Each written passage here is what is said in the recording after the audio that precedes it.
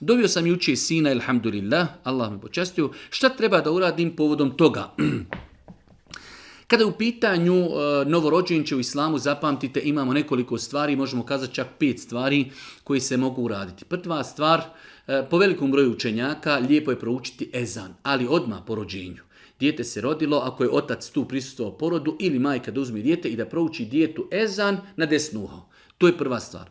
Druga stvar, pohvalno i lijepo je 7. dana po rođenju, da se djetetu obrije kosa, da mu se nadijene ime i da mu se zakolje akika.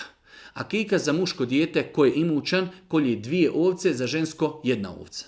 Znači u jednom danu radimo 3 stvari, brijemo kosu, nadjevamo ime i koljemo akiku. Kada je u pitanju brijanje kose, Allah najbolje zna, nema smetnje i da se žensku djetetu obrije kosa.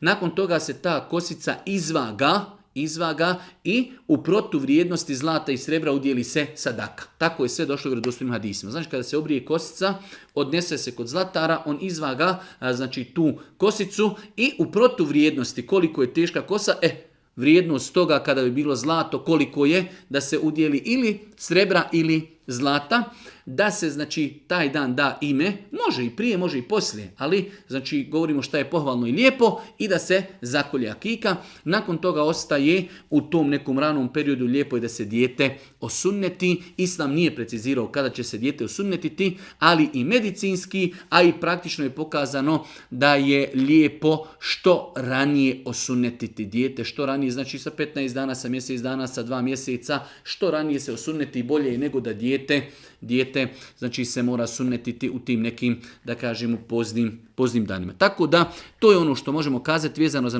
novorođenče. Imamo učenje ezana, imamo klanje akike, brijanje kose, udjeljivanje sadake, nadjevanje imena i obrezivanje.